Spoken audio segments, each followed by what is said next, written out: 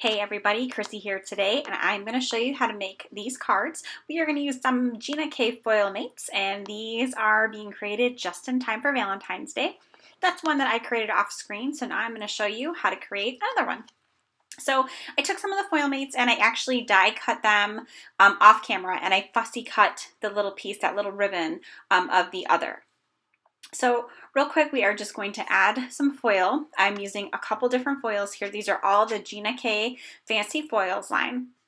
And I'm just going to trim them down to kind of fit to the piece that I die cut here, just so I'm not wasting any foil. Now, lots of times I take one of these chalk dusters and I kind of push it over the toner that's on the sheet. It's not required. I just do it because I do wear lotion on my hands, so sometimes the oil can stop the toner from really adhering, so I do it just to be safe. So you can see I did both of them, and then that was actually the die set that I used to die cut that out, the rectangles. So that made it really easy. I didn't have to fussy cut or do anything for the square. I just cut that little ribbon separately. So now to create the borders of the card, I guess you can say, I used my purple tape, and I used it actually as a masking agent. So normally I just use my purple tape when I am like stenciling or die cutting. I use it more as actually holding something down or adhering it to something, but this time I'm actually going to use it in an artistic way. So I just took some of the tape and I just kind of ripped it and teared it into a way that I liked, and then secured down onto a mat some watercolor cardstock. And now that tape is going to actually resist the watercolors on here. So once everything dries and I peel that tape off, I'm going to have a nice clean image in the shape of what the tearing is. So the other card that I showed off camera before we started, that one I just left as a solid tape. I didn't tear it or anything, so it's all kind of like straight lines. This one I wanted to make it a little bit different. So I'm just using a couple different watercolors here, and I'm just going in. The way that I watercolor is generally I kind of put like a light wash. So what that is a lot of water with just a real small amount of color, or sometimes it's just water. And then I come in and I add the color after. And then I let the watercolors kind of do the work themselves. So I add the color and then the water just kind of moves it on its own. That I really don't even have to do that much blending. I can just kind of take it and move it a little bit if needed.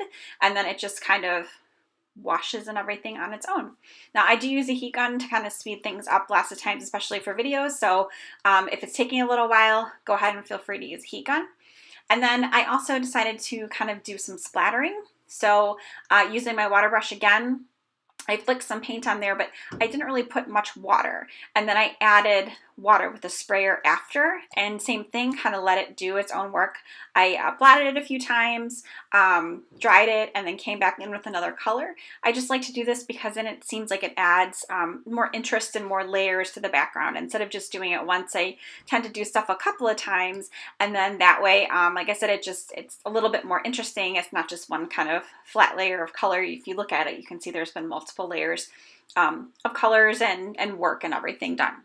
So again, I used the heat gun just to make sure everything was dry. Do not try to peel your tape off if it's not dry, so make sure that you are 100% dry before you peel off that purple tape. And then here you can see what the finished effect is going to be. So, you know, feel free to use that purple tape in any which way possible. Go ahead and create all kinds of patterns, and you can use it as masking as well as like an adhesive agent to hold things in place when you're die cutting or stenciling or whatever you're using your purple tape for. Oh, and side note, when I take photographs of product, lots of times I use my purple tape to adhere stuff down so nothing moves. So you can even use it for kind of to hide things and make it look like things will stay if they want to roll away or anything like that. So I do that for a lot of my product shots. So now to complete the card, I just used these Gina K squares. These are the black squares. And I then ended up for the little banner, I took the normal Thermoweb squares and I actually cut them in half because that banner is so teeny tiny. I needed mini squares. And to finish it, I just added some Nuvo drops in a couple of the corners just to add a little bit more pop to the card. I felt like it needed something else, so I added those.